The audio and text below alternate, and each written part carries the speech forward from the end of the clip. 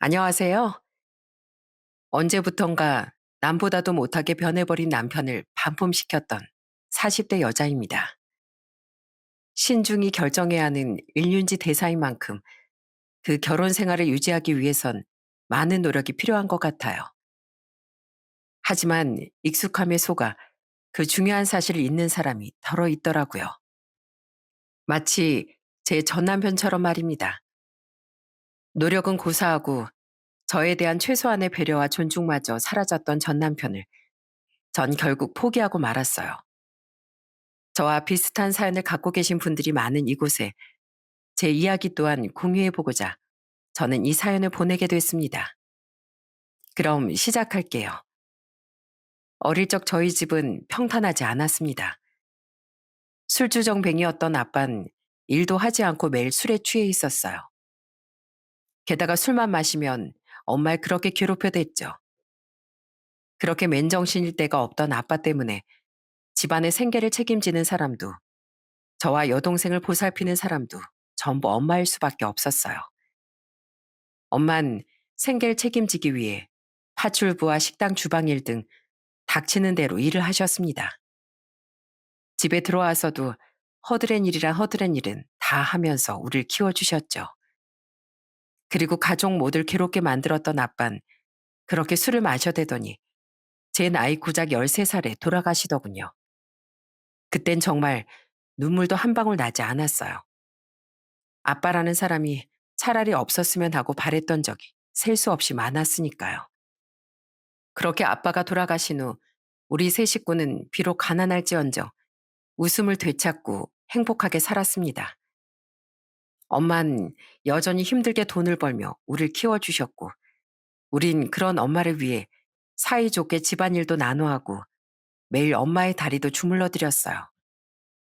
그리고 많이 힘드시지 않냐고 여쭤볼 때마다 엄마 늘 웃으며 이렇게 대답하곤 하셨죠. 이젠 고생시키는 네 아빠도 없는데 힘들 일이 뭐가 있겠니? 내 자식들 먹이고 입히는 돈 버는 건데 엄마 너희만 잘 된다면 이보다 더 큰 고생도 사서 할 거야. 그런 엄마에게 너무 감사해 가끔은 눈물도 나더라고요. 우린 그런 엄마를 돕기 위해 고등학생 때부턴 아르바이트를 하며 생활비를 보태기도 했죠. 대학에 가서도 우린 단 한 번도 아르바이트를 쉬지 않았어요. 그렇게 힘들게 우리를 키워주신 엄마 덕에 저와 동생은 대학을 졸업하고 어엿한 직장인이 됐습니다. 긴 세월 우리 세 식구가 악착같이 돈을 아끼고 모은 덕에 당시 저희 집 사정은 꽤나 나아져 있었어요. 특히 제가 21살 때 엄마가 차린 생선구이집이 날로 잘 되었거든요. 그리고 이젠 저와 동생도 직장인이 되었으니 우리에게 남은 건 과거에 누리지 못한 행복을 마음껏 누리는 일뿐이라고 생각했습니다.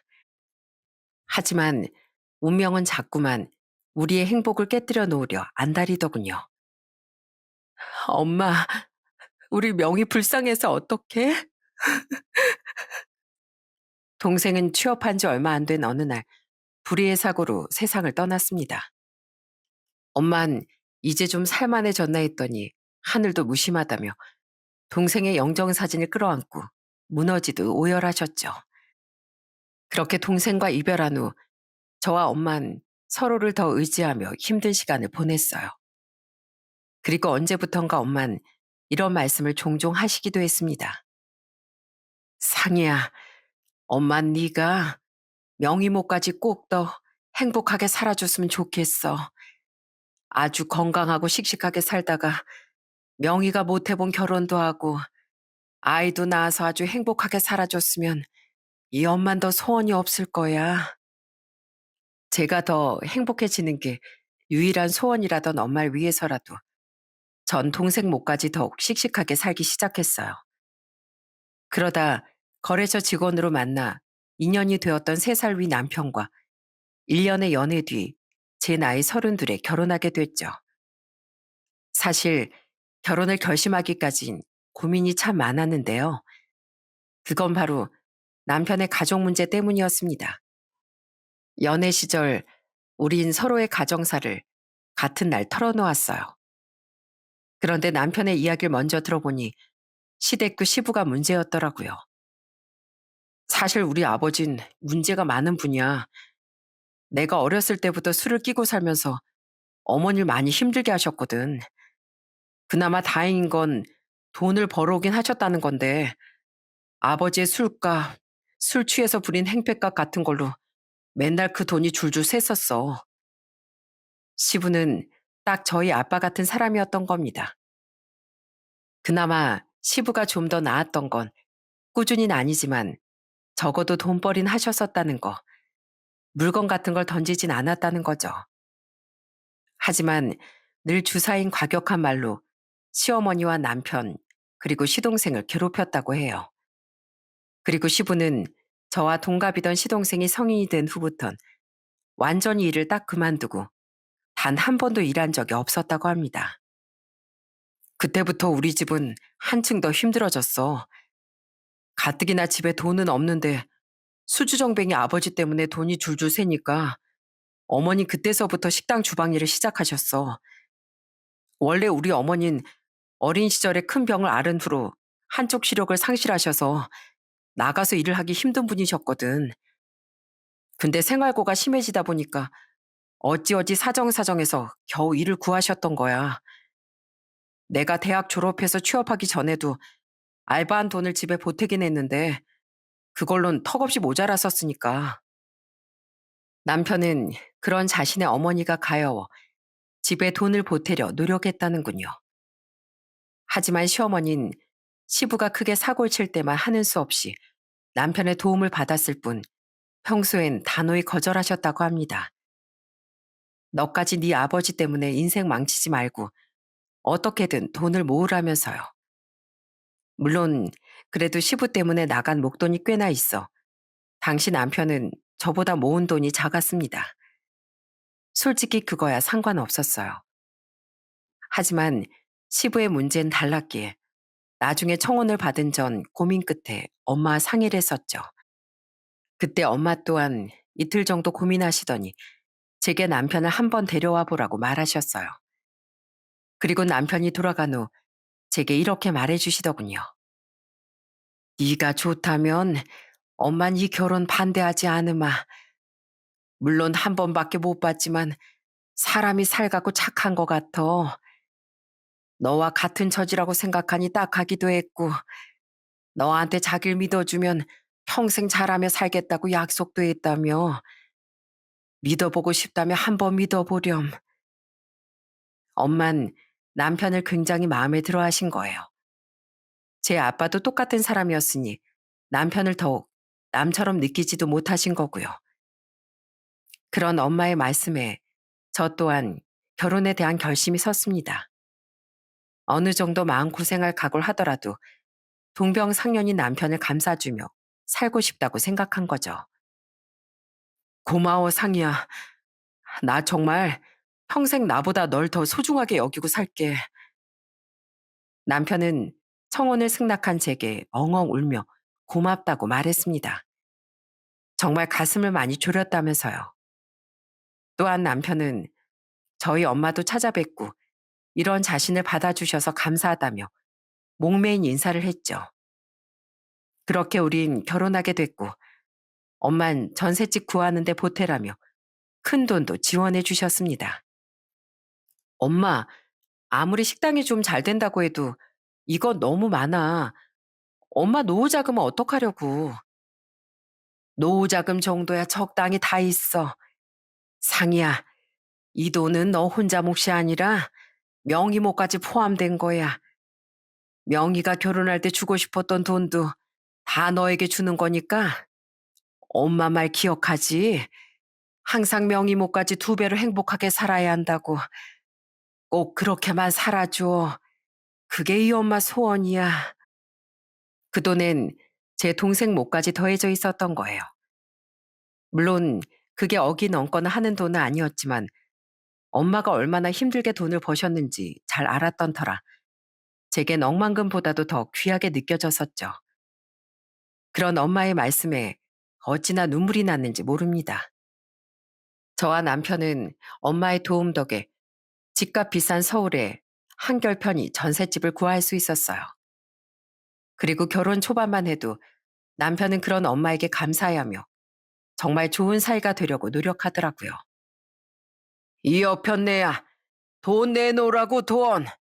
오늘 월급 날인 거 다 아는데 왜 돈을 안 내놔? 평생 짝눈인 당신 먹여 살려줬으면 이젠 당신이 나한테 은혜 갚아야 할 차례 아니야? 하지만 각오했던 것처럼 문제는 시댁이었습니다. 시부는 제가 시댁에 가도 아랑곳하지 않고 항상 술을 마셨어요. 그러다 술에 취하면 시부를 끔찍이 싫어해 한마디도 말을 걸지 않던 남편과 시동생에게 고래고래 역정을 내거나 시어머니에게 트집을 잡아대곤 했죠. 제일 심할 땐 시어머니의 월급날이었습니다. 시부는 시어머니가 돈을 주지 않으면 주지 않는다고 소리를 지르고 또 돈을 주면 술을 마시러 외출을 하곤 했어요. 돈이 생겼으니 밖에서 술을 마시겠다면서요. 그리고 밖으로 나가서 술을 마실 때면 시부는 자주 사고를 치곤 했습니다. 그랬으니 시어머니의 월급날이 시댁에서 제일 소란스러운 날이 된 거죠. 어머니, 아버진 괜찮으세요? 내가 못 산다. 저번엔 술에 취해서 턱이 찢어져 오더니 이번엔 술집 계단에서 내려오다가 굴렀다는구나. 아무래도 다리가 부러진 것 같대. 시어머니의 눈에선 눈물 마를 날이 없었습니다. 시부는 술을 마시고 코가 골절되거나 다리가 부러지는 등 다치기도 참 많이 다치더군요. 게다가 시비는 또 얼마나 걸고 다니는지 우린 엉엉 우는 시어머니의 연락을 받고 경찰서에 달려간 적도 몇 번이나 있었어요. 한 번은 시부가 사람에게 손까지 올려 합의금을 물어주느라 진땀을 빼기도 했습니다. 그뿐인가요? 술집 기물파손에 멀쩡하게 세워진 남의 차를 발로 차기도 하는 등 시부 때문에 정말 시댁의 돈이 줄줄 새더라고요. 아버님, 대체 언제까지 이렇게 정신 못 차리고 사실 거예요? 어머님이 불쌍하지도 않으세요? 제발 술 좀 그만 드세요. 넌 빠져라.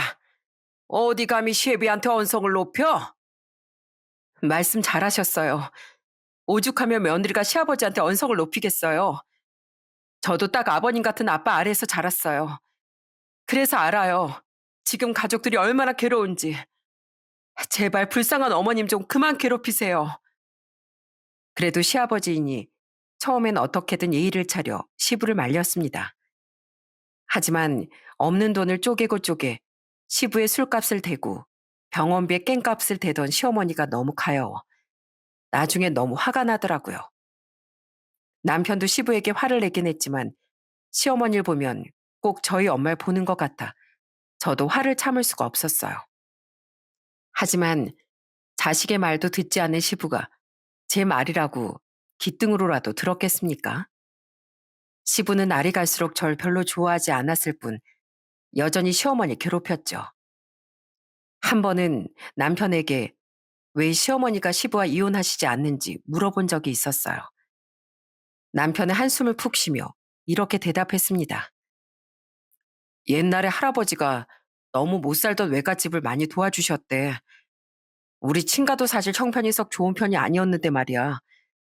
그것도 그렇고 어쨌든 한쪽 눈이 안 보이는 자기를 아내로 맞아주고 오래도록 먹여 살려준 아버지한테 어머니 참 고마우셨대. 그래서 그 술주정도 다 참고 지금껏 아버지랑 못 갈라서기도 하시는 거야. 남편은 시분 싫어해도 시어머니는 자식으로서 챙겨드리고 싶어 했습니다. 저도 시어머니만은 참 좋아했기에 남편의 뜻에 따라 시어머니께 한 번씩 크게 용돈을 드렸었어요. 어머님, 이것도 아버님 술값이랑 사고 뒷수습하는 데 쓰지 마시고 어머님 맛있는 거라도 좀 사드세요. 자꾸 아버님 수습 다 해주시니까 아버님이 어머님을 믿고 더 저러시는 거잖아요. 고맙다, 애미야. 내가 너한테 참 면목이었구나. 어떻게든 자식들 도움 안 받으려곤 하는데 그래도 어떻게 평생 부부로 살아온 저 양반을 모른 척 하겠니? 내가 받은 게 참 많은데. 결국 그 돈이 시부에게 들어갈 거라고 생각했지만 혼자 돈 걱정에 전전긍긍해 하시는 시어머니가 안타까웠기에 그 돈을 드렸던 겁니다. 자식에게 당연히 돈을 요구하는 분이면 오히려 드리지 않았을 텐데 시어머니는 힘든 형편에도 오히려 저희에게 밥을 사주거나 하다못해 반찬이라도 싸주시려는 등 어떻게든 하나라도 더 해주고 싶어 하던 분이셨거든요. 그런 분이니 더욱 저희 엄마가 생각나 모른 척 할 수가 없었던 거죠. 남편은 그런 제게 정말 많이 고마워했어요. 형, 미안한데 나 300만 원만 좀 빌려주면 안 돼? 저번에 해외여행 가려고 현금 서비스를 좀 받았는데 다달이 갚질 못해서 큰일 났어. 형, 나 여자친구 생일 선물 사줘야 되는데 형도 알다시피 나 일 그만두지 좀 됐잖아. 돈이 없어서 그러는데 나 100만 원만 좀 보내주면 안 될까? 그 돈으로 선물도 사고 근사한 레스토랑도 좀 데려가 주려고.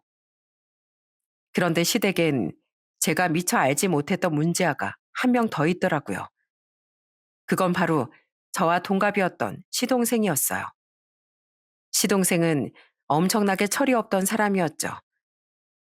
시부처럼 술 먹고 사고를 치진 않았지만 시동생은 툭하면 직장을 그만두고 몇 달씩 백수로 놀고 먹으며 해외여행이나 연애 등 할 건 다 하고 다니더라고요.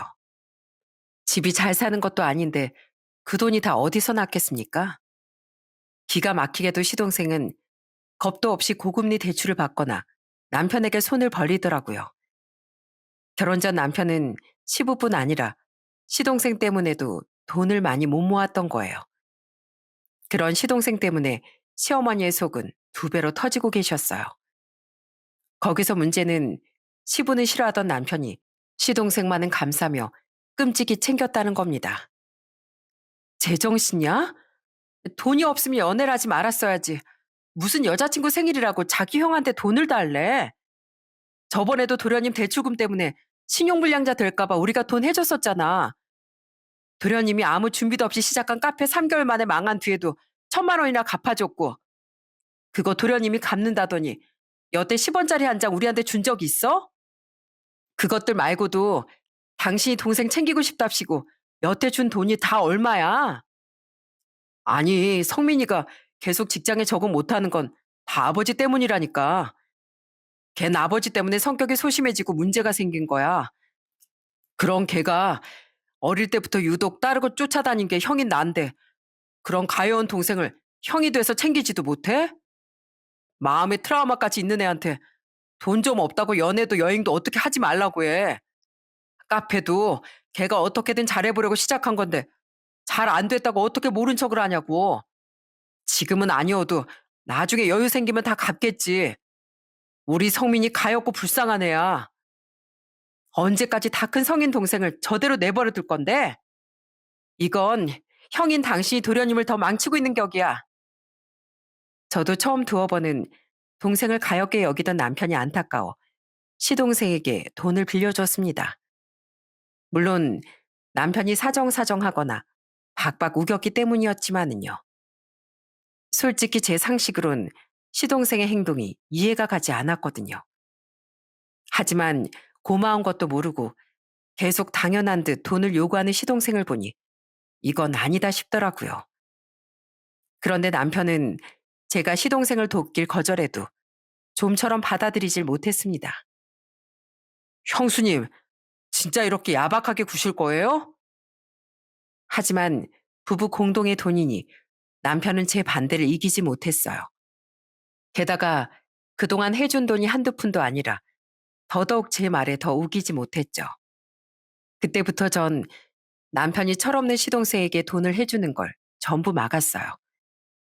그랬더니 이젠 시동생이 제게 전화해 우는 소리를 하지 않겠어요? 그동안 시동생을 벼르고 있던 전 이때다 싶어 따끔하게 말해줬습니다. 제가 야박해요? 보통은 지금껏 도와준 것만 해도 사람들은 고맙고 미안하다고 말해요.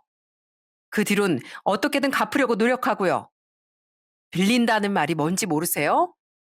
저야말로 정말 서운하네요. 분명히 말하는데 돈은 필요한 사람이 벌어서 쓰는 거라는 거 잊지 마세요. 사람한테든 은행한테든 빌리는 돈은 내 돈이 아니라는 것도요. 다 맞는 말인데 시동생이 무슨 할 말이 더 있었겠어요? 결국 시동생은 아무 말도 못하고 전화를 끊었지만 그 후 절 썩 좋아하지 않더라고요. 그렇게 시부와 시동생 때문에 스트레스 가득이었지만 그래도 늘 제게 미안해하고 잘해주려고 노력하던 시어머니를 봐서 시댁의 며느리 털인 하고 살았던 거예요. 시동생의 이야기로 다툴 때를 빼면 남편도 그때까진 저와 친정엄마에게 잘했었고요. 그런데 결혼한 지 5년쯤 지났을 때부터 이젠 남편까지 이상하게 변하기 시작하더군요. 뭐? 또 회사를 그만뒀다고? 어, 나랑 일이 잘 안 맞는 것 같더라고. 이참에 좀 쉬려고. 그렇다고 이직할 회사도 안 알아보고 덥석이를 그만두면 어떡해. 그것도 나랑 상의도 없이. 이게 벌써 몇 번째 그만두는 거야? 우리 아들이랑 딸은 생각도 안 해? 전엔 그래도 이직할 회사라도 알아보고 그만뒀지. 저번부터는 아무런 대책도 없이 무작정 그만두기부터 하잖아. 그리고 저번 회사 그만두고 5개월이나 쉬고 재취업한 지 얼마나 됐다고 또 쉬어? 남편은 마치 시동생처럼 게으르고 책임감이 없어져 갔습니다. 저와 상의도 없이 직장을 그만둔 뒤 몇 개월을 놀고 또 겨우 일을 구했나 싶더니 또 그만두고 백수가 되길 반복하더라고요. 일이 안 맞다, 회사가 멀다, 상사가 내 스타일이 아니다 하면서요. 심지어 변하기 전에 5년 동안에도 백수인 시간이 없었다 뿐이지 이직을 무려 3번이나 했었기에 그때 퇴사를 하며 받은 퇴직금도 별로 없었어요. 그래도 그땐 남편이 맞는 직장을 찾기가 힘들구나 하고 생각했는데 변한 모습을 보니 남편은 그냥 끈기 자체가 없고 게으른 사람이었더라고요. 내가 집에 있으면 집안일 좀 해달라고 했잖아. 애들도 좀 챙기고 하루 종일 방에만 틀어박혀서 왜 게임만 하고 있어? 내가 당신 엄마야? 하녀야? 아, 진짜. 아, 이럴 때 하고 싶은 게임 좀 실컷 하지. 직장 오면 하지도 못하잖아. 아, 나 좀 그냥 내버려 둬. 당신이 벌써 몇 개월째 이렇게 쉬고 있는데 뭘 내버려 두래? 제발 나도 좀 쉬자. 어? 당신 대체 왜 이렇게 게으르게 변하고 있는 거야? 컴퓨터 주변에 이 맥주 캔들 좀 봐. 당신이 주사만 안 부렸다 뿐이지. 이 정도면 아버님처럼 알코올 중독 아니야? 아, 진짜. 맥주는 그냥 음료수지. 게다가 집에서 쉬는 동안 남편은 집안일도 육아도 거의 하지 않고 게임만 해댔어요. 맥주에 과자나 라면을 씹어 먹으면서요. 그렇게 게으르게 군이 점차 살도 띠룩띠룩 쪄갔죠. 심지어 남편은 점점 움직이기 귀찮고 엄마 앞에서 면이 안 선다며 친정에도 잘 가지 않으려고 하더라고요. 엄마가 남편을 가여워하며 얼마나 잘해주셨는데 엄마를 귀찮게 취급하는 남편에게 화가 나 전 더더욱 남편과 자주 다투었습니다. 그래도 애들 아빠고 무슨 큰 죄를 지은 사람도 아니니 우리의 결혼 생활은 계속 이어졌어요. 비록 사이는 점점 멀어졌지만은요. 뭐? 집을 당신 명의로 하겠다고? 그런 게 어딨어? 왜 안 돼? 당신 지금 백수라 집 담보대출도 별로 안 나올 텐데 당신 명의로 하면 집 사는데 필요한 대출금은 어떻게 해? 그리고 그동안 시댁에 들어간 돈은 좀 많아? 결혼할 때 내가 가져온 돈도 엄마가 주신 돈 합하면 훨씬 많잖아. 난 왠지 집 공동명의나 당신 명의로 하면 너무 불안해서 안 되겠어. 당신이 나 모르게 대출이라도 받아서 당신 동생한테 해주면 그 뒷감당은 어떻게 하냐고. 우린 결혼한 지 7년 뒤엔 대출을 껴서 드디어 아파트 자가로 이사도 했습니다. 그때 전 타당한 이유들을 전부 들며 아파트 명의를 제 앞으로 했어요. 솔직히 부부 사이에 명의가 뭐가 중요하겠습니까? 하지만 그때 제겐 무슨 성견지명이 있었던 것 같아요. 그때 전 갈수록 이상해지던 남편이 저 몰래 아파트를 담보로 추가 대출이라도 받아 시댁에 돈을 해줄까봐 불안했거든요. 그래서 끝까지 명의를 제 앞으로 하겠다고 우겼던 거죠. 찔리는 게 많았는지 남편도 결국 제 말에 동의를 하더라고요. 그렇게 아파트로 이사 간 지 2년 뒤 시동생은 시댁에 결혼할 여자를 인사시켰습니다. 안녕하세요. 전 있으면 쓰자는 주의라 모아둔 돈은 없고요.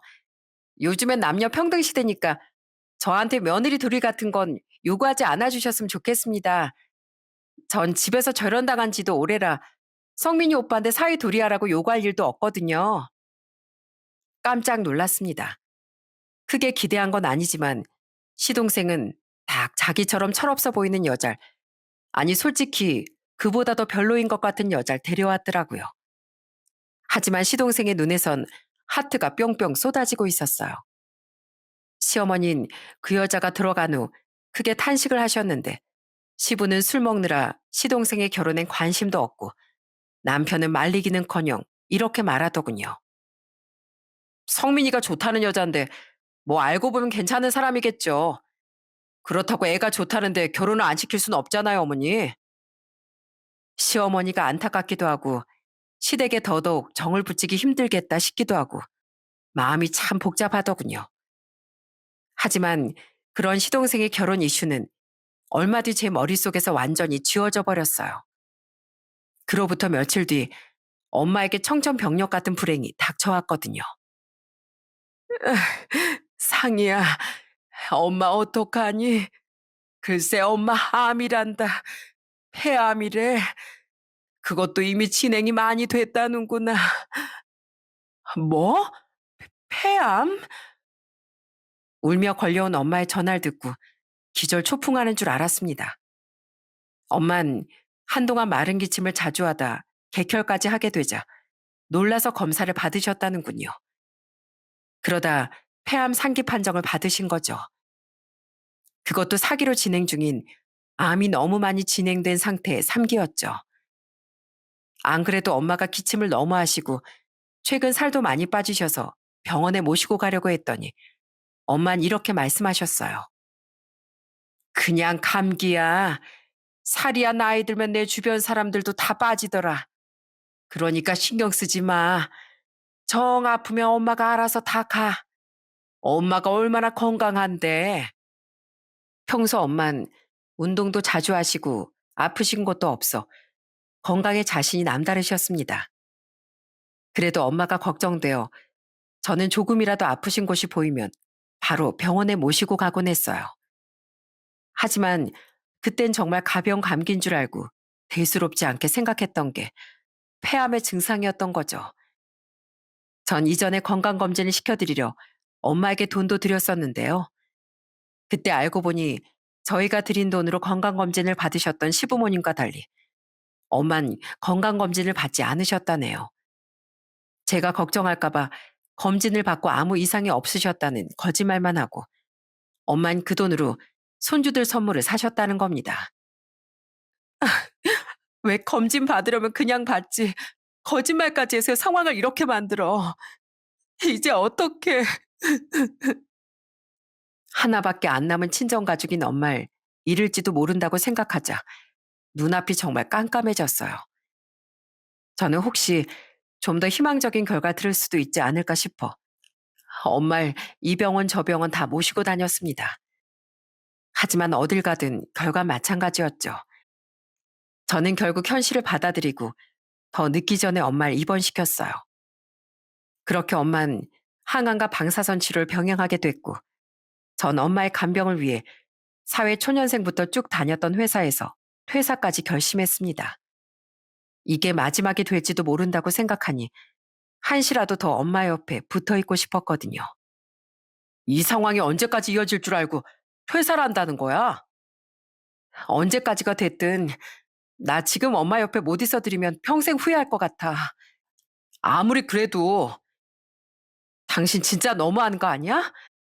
그래도 부부니까 퇴사하기 전에 양해를 구하는 건데 지금 반대하는 거야? 그러는 당신은 왜 아무 이유도 없이 퇴사해서 몇 개월씩 놀았어? 당신 계속 펑펑 놀다 다시 직장 구한 지 지금 한 달도 안 됐잖아. 그런 당신이 지금 우리 엄마 아프신데 그런 식으로 나와? 우리 엄마가 당신한테 얼마나 잘해주셨는데. 나 퇴직금 꽤 많이 나오는 거 알지? 만약 생활비 모자라도 그걸로 꽤 오래 충당할 수 있으니까 걱정하지 마. 그 와중에 남편은 역지사지를 못해도 정도 것이지 제 퇴사를 내키지 않아 하더군요. 엄마를 간병해야 하니 퇴사를 하긴 했지만 그로 인해 남편에 대한 서운함은 더욱 커졌습니다. 심지어 남편은 처음 한두 번만 엄마의 문병을 왔을 뿐 이후부턴 몇 달 동안 코빼기도 보이지 않더라고요. 일이 힘들어서 피곤하고 아프다, 야근이 많다, 체력이 방전돼서 주말에 쉬어야 된다 하는 말을 짓거리면서요. 전 애들을 챙기기 위해 엄마의 병원과 집을 왔다 갔다 했는데 남편은 퇴근 후나 주말엔 대부분 게임을 하고 있었습니다. 아프거나 피곤하단 인간이 아주 생생하게 그지없기도 했죠. 그런 모습을 보니 더더욱 상종도 하기 싫어. 전 나중엔 네가 인간이냐, 엄마 문병 안 오냐 하는 싫은 소리도 하지 말아버렸어요. 오히려 그런 남편보다 시어머니가 저희 엄마 문병을 더 많이 와주셨습니다. 아유, 흉물스러워라. 흉물스럽다니. 엄마가 항암 부작용 때문에 머리 빠지는 거 보기 싫다고 머리 싹 다 밀어버렸잖아. 그리고선 거울 볼 때마다 속상해하길래 일부러 신경 써서 사온 가발이야. 한번 써봐, 엄마. 그래? 그럼 어디 써볼까? 어머, 예쁘네. 오히려 내 머리카락일 때보다 숱도 훨씬 풍성하고 젊어 보인다, 얘. 우리 이거 쓰고 같이 사진관에서 사진 찍을까? 조금이라도 건강해 보일 때 엄마 사진 하나 남기고 싶어서 그래. 한편 엄만 힘든 치료를 꿋꿋하게 버텨주셨어요. 하지만 어쩔 수 없이 엄만 점점 야이어갔고 저는 눈물을 애써 참으며 그런 엄마 곁을 지켰죠. 엄만 항암 치료 부작용으로 서서히 머리가 빠지며 아예 머리를 밀어버리셨는데 전 그런 엄마를 위해 가발을 사다 드리기도 했습니다. 그리고 엄마의 바람으로 우린 함께 사진관에서 사진도 찍었어요. 엄마 앞에서 티내지 못했지만 그 사진이 우리의 마지막 사진이 되지 않길 간절히 바라며 엄마 몰래 울기도 참 많이 울었죠. 상이야, 너 기억나니? 너희 아빠 살아있을 때 엄마가 파출부로 일하는 집이나 식당에서 남은 음식 싸다 줬던 거 말이야. 사실 엄마 그때 너희들에게 정말 너무 많이 미안했어. 그걸 맛있게 먹는 너희를 보면 내 궁핍한 처지가 비참해서 더 눈물이 났지. 미안하긴 그렇게라도 우릴 먹여 살리려고 했던 엄마한테 난 오히려 고마웠는데.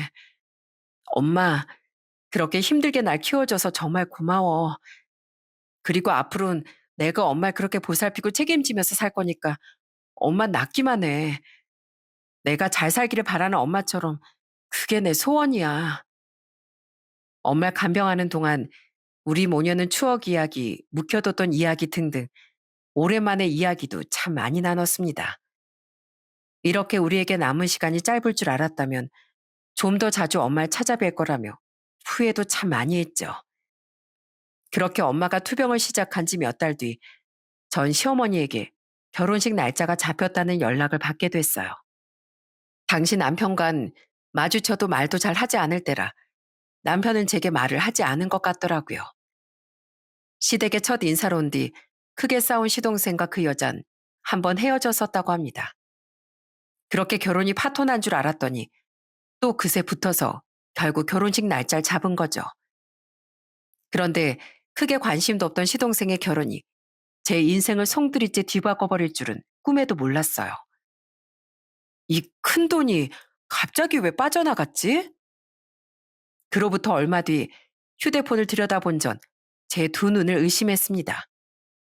그날 전 평소처럼 엄마 이런저런 대화를 하느라 휴대폰을 한참 못 봤었어요.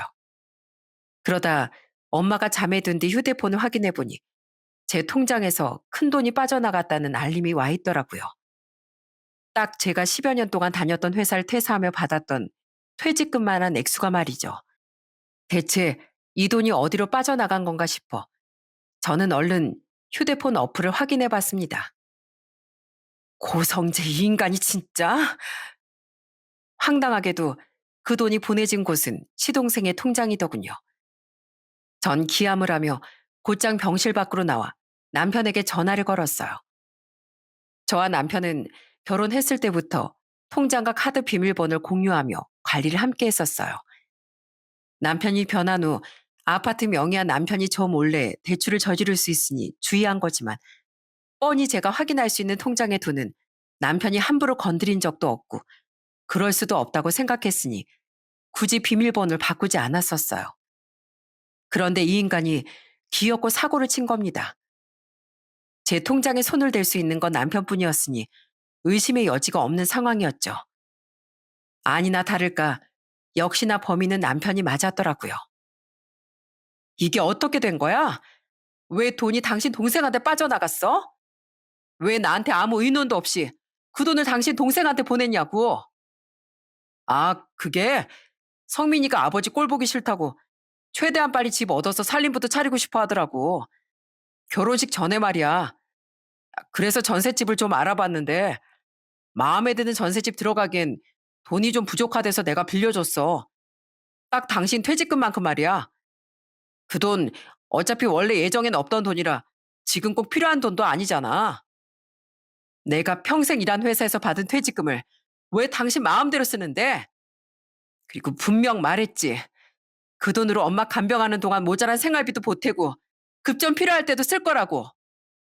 아니, 그럼 어떡해. 우리 아파트 사느라 그동안 모아둔 돈도 거의 다 쓰고 2년 동안 대출금 갚고 모자란 생활비로 쓴다고 돈도 새로 거의 못 모았잖아.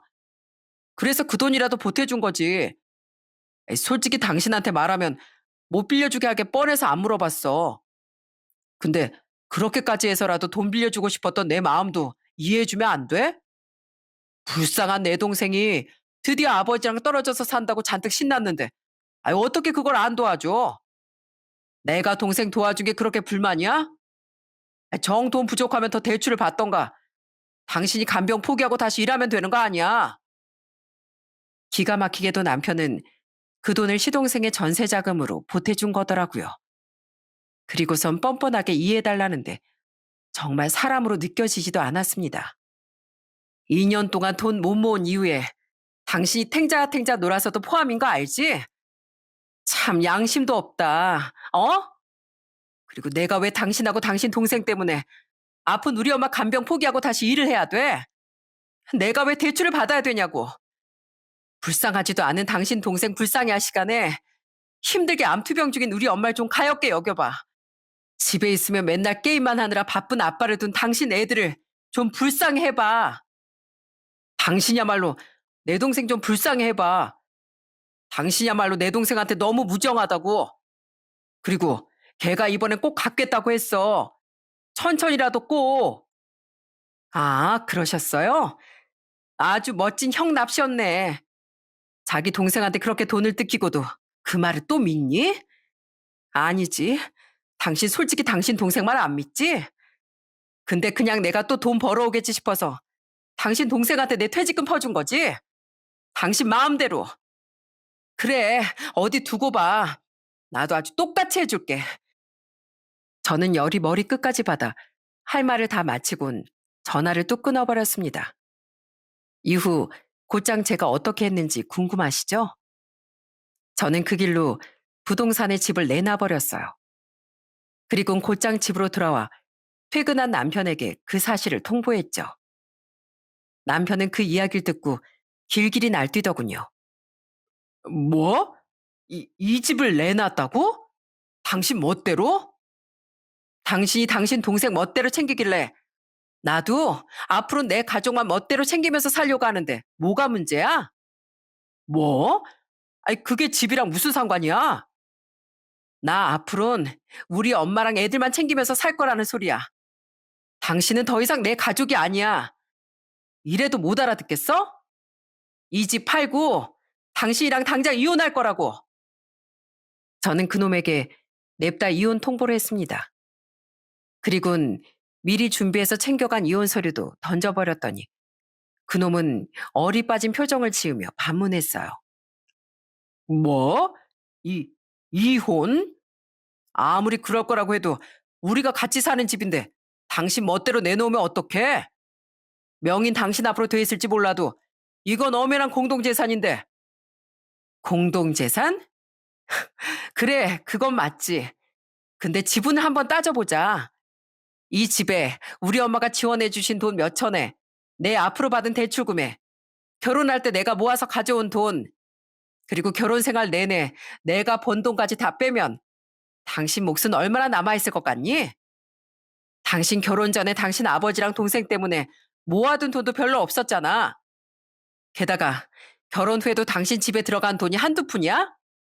활용 점정으로 당신 백수로 지낸 날도 많아서 돈도 나보다 훨씬 못 벌어왔잖아. 치사하게 그걸 일일이 다 따지겠다고? 그럼 이혼하는 마당에 그걸 안 따지겠니? 그리고 당신이 이번에 멋대로 당신 동생한테 준 내 퇴직금, 그것까지 합치면 당신은 맨몸으로 쫓겨나도 할 말이 없어. 근데 어디서 공동재산 타령이야? 그동안 당신 집에 들어간 돈, 나 그냥 없는 돈이라고 생각하고 살려고 했어. 아무리 왼수처럼 변했어도 내 남편인 당신이 원해서 준 돈이니까. 당신을 위해서. 근데 당신이 이렇게 남보다도 못하게 행동하는데 내가 왜 더 이상 당신을 위해줘야 돼? 기왕 이혼하게 된 거 유리한 재산 분할로 싹 다 받아낼 거야. 그러니까 당장 이혼 서류에 도장 찍어. 여보, 알았어. 우선 알았어. 생각해보니까 내가 잘못한 것 같다. 어? 진정 좀 해봐. 갑자기 이혼이라니. 내가 진짜 잘못했다. 나 앞으로는 장모님 병원도 꼬박꼬박 가고 게임도 안 할게. 일도 절대 안 그만둘게. 필요 없거든? 난 이미 당신이란 인간한테 오만정 다 떨어졌어. 아, 여보. 제발 다시 생각해줘. 그래. 성민이한테 빌려준 당신 퇴직금, 그거 다시 돌려받을게. 그럼 당신 화 좀 가라앉겠지? 잠깐만. 성민아. 형인데 내가 아까 빌려준 돈 있지? 그거 좀 다시 돌려주라. 아, 이 형 그것 때문에 이혼당하게 생겼어.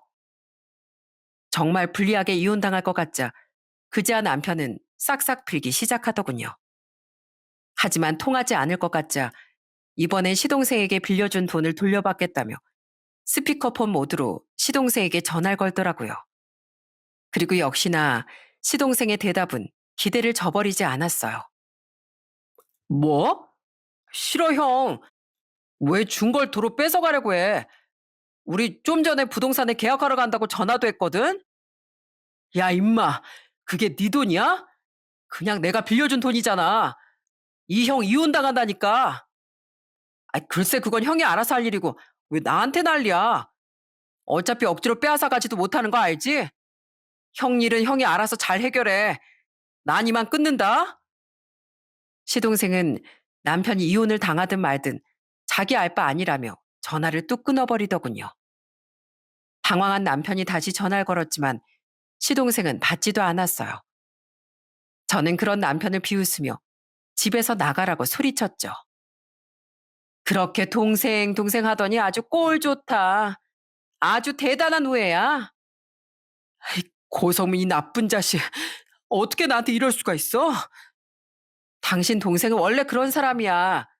그걸 모르는 당신이 더 대단하다. 됐고, 당신이 그 돈을 돌려받는다고 해도 난 당신이랑 이혼할 거니까 당장 내 집에서 나가. 여보, 내가 진짜 잘못했어. 제발 한 번만 용서해줘. 남편은 끝까지 나가지 않으려 길을 썼지만 자기가 버텨봐야 뭐 어쩌겠습니까? 결국 남편은 옷가지를 싸서 쫓겨나고 말았죠. 이후 남편은 시댁으로 향했나 보더라고요. 잠시 뒤 시어머니는 제게 전화해 남편이 왔다고 말해주셨어요. 대충 얘긴 들었다. 아휴, 내가 너한테 미안해서 할 말이 없구나.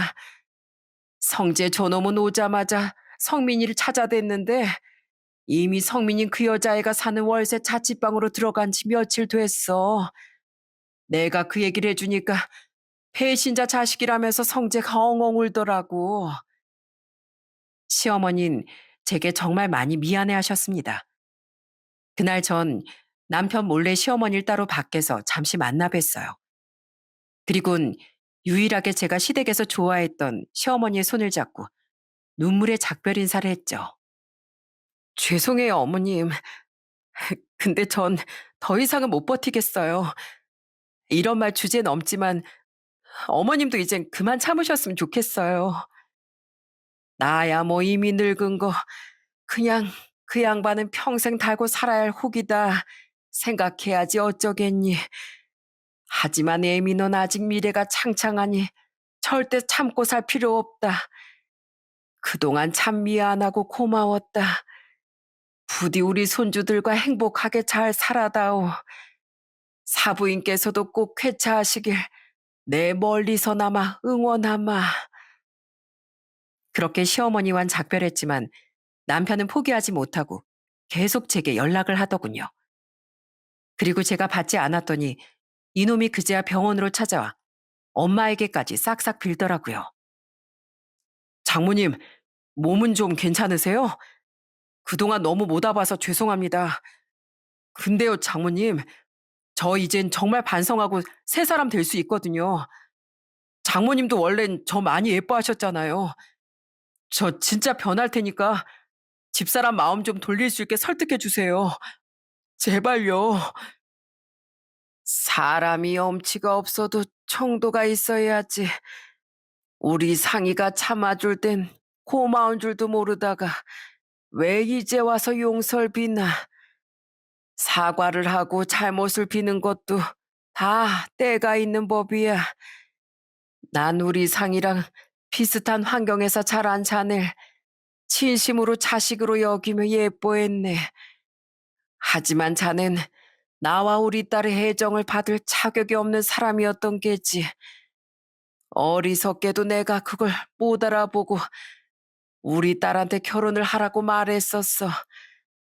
난 그런 죄인이니 부디 하루라도 빨리 자네랑 이혼하라고 오히려 내 딸을 더 부추길 걸세.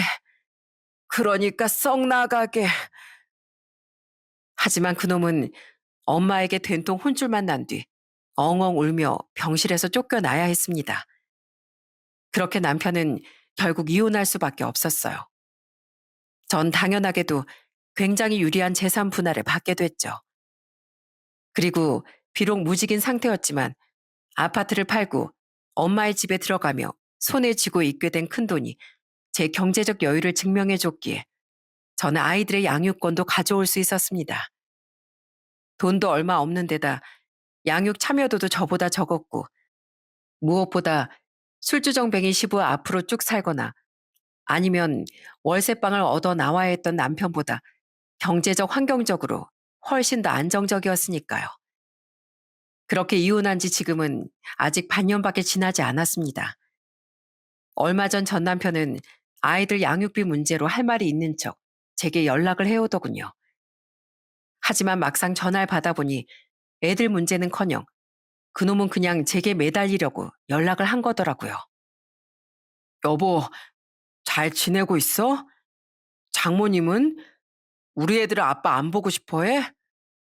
어, 당신이 얼마나 애들한테 관심이 없었으면 벌써부터 아빠는 생각도 안 해, 애들이. 내가 잘 지내고 있는지는 알 거 없고 우리 엄만 건강하시니까 빨리 본론만 얘기해. 사실 그냥 당신이 너무 보고 싶어서 연락했어. 나 아버지 보기 싫어서 얼마 전부터 월세집 구해서 나와 살고 있거든. 근데 내가 이 나이에 왜 이렇게 처량하게 이런 월세로 살고 있어야 하는지 너무 서글프더라고. 성민이 그놈은 결혼식 날짜까지 잡아놓고 석 달 전에 또 그 여자랑 헤어졌는데 그럼 전셋집을 빼고 나한테 돈을 돌려줘야 하잖아. 근데 그 집에서 나올 생각도 않고 나한테 돈 갚을 생각도 없대. 줬으면 땡이지. 왜 이렇게 구질구질하게 구냐는 거야. 진짜 내 인생이 이게 뭐야. 동생이란 놈한테 뒤통수 맞았지. 돈은 없지. 이혼은 당했지. 여보, 제발 나 한 번만 다시 받아주면 안 될까? 당신이랑 다시 재결합하면 그래도 내 인생이 지금보단 덜 처량하지 않겠어? 내가 정신 나갔다고 당신이랑 다시 합치겠니? 꿈 깨라, 어? 부전자전이라더니 당신의 산부자 때문에 당신 어머니만 더 불쌍하게 됐네. 양심이 조금이라도 남아있으면 이럴 시간에 당신 어머니한테나 효도 좀 하고 살아. 저는 짜증을 팍팍 담아 소리친 후 전화를 끊어버렸습니다. 그렇게 지금 전 남편은 제게도 자기 동생에게도 외면당하고 지금은 혼자 외롭게 살고 있다네요. 솔직히 그 집안 산부자에 어떻게 되든 상관없지만 시어머니만은 여전히 안쓰럽다고 생각해요. 하지만 이건 시어머니 자신이 선택한 길이니 더는 마음에 두지 않고 살기로 했죠. 제겐 지금 친정엄마가 훨씬 중요하니까요. 엄만 혼자 남을 저를 위해 살려는 의지를 강하게 내비쳤습니다. 그 강한 의지 덕분인지 다행히 엄마는 아직 살아계세요. 아직 차도가 눈에 띄게 보이고 있진 않지만 이렇게 잘 버텨주고 계신 것만으로도 그저 너무 감사할 따름이네요. 그런 엄마 제 희망처럼 엄마의 암이 2025년엔 한결 수그러들 수 있길 여러분께서 응원해 주시면 너무 감사할 것 같아요. 물은 건널 때 가치를 알고 사람은 떠날 때 가치를 알게 된다는 말이 있습니다. 전 남편은 제가 떠난 후에야 비로소 제 가치를 알고 지금 땅을 치고 후회하고 있으니 참 맞는 말인 것 같네요. 하지만 소 잃고 외양간 고친들 잃은 소는 되찾을 수 없으니 모두 곁에 있는 이들의 소중함을 잊지 마시길 바랍니다. 전 이만 여기서 사연을 마치겠습니다. 제 사연을 들어주신 모든 분께 새해의 복이 가득하시길 바랍니다. 감사합니다.